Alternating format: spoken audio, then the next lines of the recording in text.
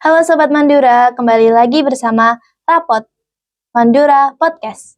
Di sini namaku Milka Nusa Rahmi dan Kak Agung sebagai Ketua OSIS yang telah terpilih kemarin untuk periode 2025 dan 2026. Pertama-tama boleh perkenalan diri dulu Kak? Baik, Assalamualaikum warahmatullahi wabarakatuh. Halo semuanya, perkenalkan nama saya Agung Ali Mustafa dari kelas 11 MIPA 4. Saya merupakan Ketua OSIS terpilih pada periode 2025-2026. Oke, untuk lebih kenal lagi Kak, boleh diceritain hobinya atau makanan kesukaan mungkin? Kalau soal hobi, saya hobi olahraga, tentunya silat. Oke. Dan makanan kesukaan, saya suka mie ayam, Iya, bakso, iya. nasi goreng, dan banyak lagi lah. Keren. Untuk pertanyaan berikutnya, boleh dijelasin nggak Kak, latar belakang kenapa kok memilih untuk menjadi ketua OSIS? Nah, jadi awalnya itu saya kan menjabat sebagai OSIS bidang olahraga pada periode 2025, dan pada saat itu saya merasakan OSIS ada yang kurang seperti ini, dan terbawalah jiwa saya untuk menjadi seorang pemimpin agar bisa merubah dan mengubah OSIS menjadi lebih baik lagi ke depannya. Oke. Ya, seperti itu. Boleh diceritain sedikit nggak Kak, persiapan ketika mau mencalonkan diri itu harus apa saja? Tentunya banyak ya, kan seleksinya itu ada beberapa tahapan. Yang pertama saya siapin yaitu public speaking, belajar percaya diri kalau bicara di depan umum. Dan yang paling sulit menurut saya yaitu belajar pede. Tentunya kan kita harus pede saat contoh debat, kampanye, Benar. menyampaikan visi dan misi, seperti itu. Memang untuk persiapan itu emang harus dipersiapkan dengan sebaik mungkin ya Kak. Terus mau tanya-tanya dikit nih soal alur pemilihan ketua OSIS kemarin. Oke, baik. Jadi alur pemilihan ketua OSIS yang pertama itu ada pemberkasan atau seleksi administrasi. Kita disuruh untuk menyiapkan berkas yang terdiri dari biodata, pengalaman organisasi, prestasi, dan lain sebagainya. Nah, habis itu dikumpulkan di ruang OSIS.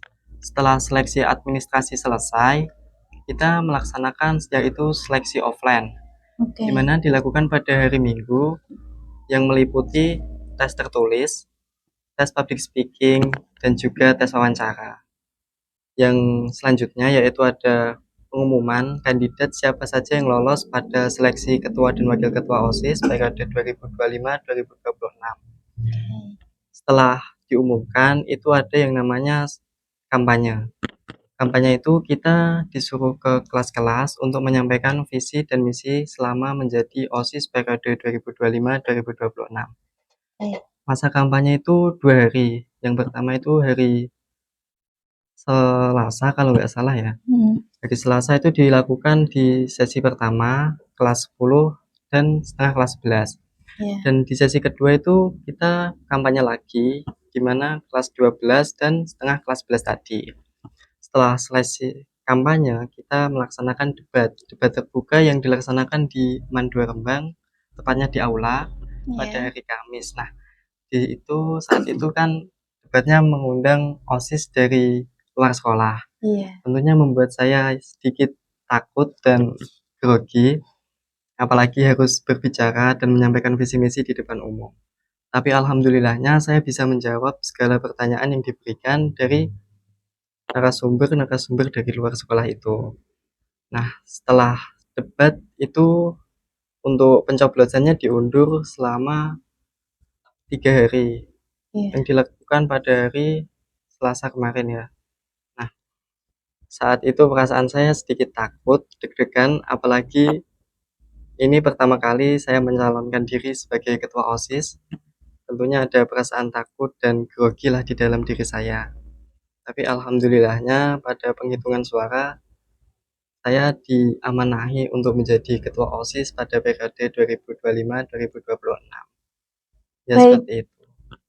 Keren sekali ya Kak Agung ini. Padahal alur pemilihan ketua OSIS-nya sangat panjang sekali, tapi bisa dilewati dengan sebaik mungkin.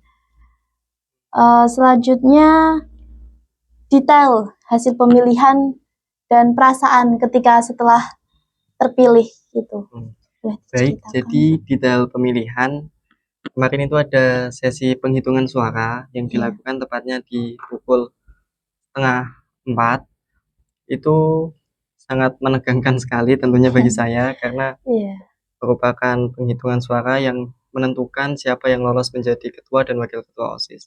Untuk hasilnya yaitu paslon 1 mendapat suara 443, paslon 2 mendapat suara 560, dan yang paslon ketiga mendapat suara 159.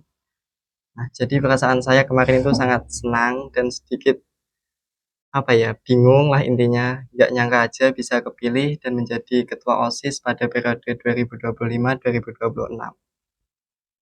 Wah, kira-kira nih perasaan kakak lebih ke seneng atau malah tambah mumet nih gara-gara terpilih kemarin itu?